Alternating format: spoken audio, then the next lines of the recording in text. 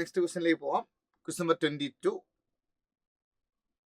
Current ഇലക്ട്രിസിറ്റിയിൽ Wheatstone ബ്രിഡ്ജിന്റെ concept നമ്മൾ പഠിച്ചിട്ടുണ്ട്. ആ ഒരു ക്വസ്റ്റ്യൻ ആണ്. പിന്നെ ഹീറ്റിന്റെ കോൺസെപ്റ്റ് കൂടി കയറി വരുന്നുണ്ട്. ക്വസ്റ്റ്യൻ ഒന്ന് നോക്കാം. The heat generated in 1 minute between the points A and B in the circuit is when the battery of 9 volt with internal resistance of 1 ohm is connected across these points. അപ്പോൾ ഈ A and ബിന്റെ ഇടയിൽ ഉണ്ടാകുന്ന heat. അപ്പോൾ നിങ്ങൾ അതിന് നമ്മൾ എന്ത് കണ്ടുപിടിക്കണം? ഈ എ ബി എന്ന് പറയുന്ന 2 പോയിന്റ്സ് ഉണ്ടല്ലോ, ഇതിന് അക്രോസ് നെറ്റ് റെസിസ്റ്റൻസ് നമുക്കറിയെങ്കിൽ, ആ നെറ്റ് റെസിസ്റ്റൻസ് R ആണെങ്കിൽ അല്ലെ, ഇതിലൂടെ ഫ്ലോ ചെയ്ത് വരുന്ന കറണ്ട് I ആണെങ്കിൽ ഇവിടെ പ്രൊഡ്യൂസ് ചെയ്യുന്ന ഹീറ്റ് എന്ന് പറയുന്നത്, അപ്പൊ എൻ്റെയും ബിന്റെ ഇടയിൽ നെറ്റ് റെസിസ്റ്റൻസ് ഞാൻ R എന്ന് പറയാണ്.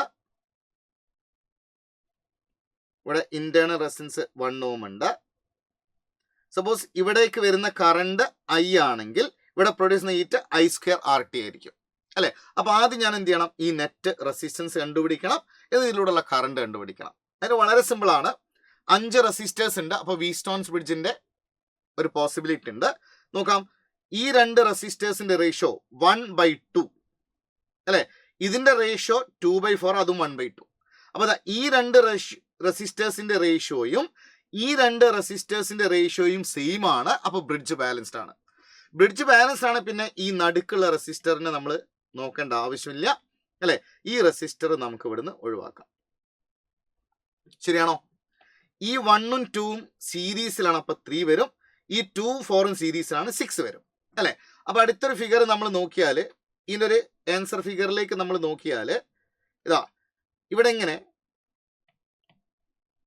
ഈ എൻ്റെയും ബിന്റെ ഇടയിൽ മുകളിൽ ഒരു 3 ഉണ്ട് അല്ലെ, താഴെ ഒരു 6 ഉണ്ട്. എന്നിട്ട് ഇങ്ങനെ വരും.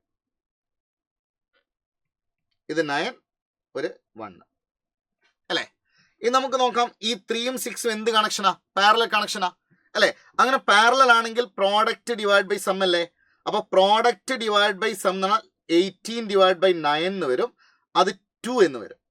അപ്പൊ ഈ നെറ്റ് റെസിസ്റ്റൻസ് ഇവിടെ എത്രയാ? 2 ആണ് അല്ലെ. അപ്പൊ ഈ റെസിസ്റ്ററിൽ ഉണ്ടാകുന്ന ഹീറ്റ് ആണ് നമുക്ക് കാണേണ്ടത്. അപ്പൊ I² × 2 × ടൈം. അതിനാ I കാണണ്ടേ. അപ്പൊ I എന്ന് പറയുന്നത് ഇവിടുന്ന് വരുന്ന ടോട്ടൽ കറണ്ട് അല്ലടാ. ആ ടോട്ടൽ കറണ്ട് I കാണാൻ നമ്മൾ പഠിച്ചത് ഈ net divided by R net എന്നാണ് അല്ലേ. ഈ നെറ്റ് 9 എന്ന് ക്വസ്റ്റ്യനിൽ തന്നിട്ടുണ്ട്. R നെറ്റ് കാണുന്ന സമയത്ത് ശ്രദ്ധിക്കണം, ഈ 2 ohmഉം ഈ 1 ohmഉം എന്ത് കണക്ഷനാ? സീരീസ് ആണ്. ഓക്കെ. അപ്പൊ ഇത് രണ്ടും സീരീസ് ആണെങ്കിൽ ആ നെറ്റ് റെസിസ്റ്റൻസ് എത്ര വരും? 3 എന്ന് വരും അല്ലെ. അപ്പൊ നിങ്ങൾക്ക് ആ നെറ്റ് റെസിസ്റ്റൻസ് 3 എന്നാണ് കിട്ടുക. അപ്പൊ കറണ്ട് 3 ആംപിയർ എന്നാണ് വരുന്നത്. ശരിയല്ലേ? അപ്പൊ I നമുക്ക് 3 ആംപിയർ എന്ന് കിട്ടിക്കഴിഞ്ഞാൽ പിന്നെ ഈ റെസിസ്റ്ററിലുള്ള ഹീറ്റ് കണ്ടുപിടിക്കാമല്ലോ അല്ലെ. എന്താണ് നമ്മൾ യൂസ് ചെയ്യാൻ പോകുന്ന ഇക്വേഷൻ? ആ റെസിസ്റ്ററിലുള്ള ഹീറ്റ് കണ്ടുപിടിക്കാൻ നമ്മൾ യൂസ് ചെയ്യുന്ന ഇക്വേഷൻ H = I² RT ആണ് അല്ലെ. ആ I 3 ആണ്. 3² × 2 × ടൈം നമ്മളോട് കൃത്യമായിട്ട് പറഞ്ഞിട്ടുണ്ട്. എത്രയാണ്? 1 minute. 1 minute 60 സെക്കൻഡ് അല്ലെ. അപ്പൊ സോ 9 × 2 × 60 എന്ന് വരും അല്ലെ. 540 × 2 അല്ലെ. സോ നമ്മൾ ചെയ്താൽ ഇവിടെ സോൾവ് ചെയ്യാം. 9 × 6 540 × 2 0 8 10 അല്ലെ. സോ 1080 എന്നാണ് ആൻസർ വരിക. സോ 1080 ജൂൾ ആണ് നമ്മുടെ ആൻസർ.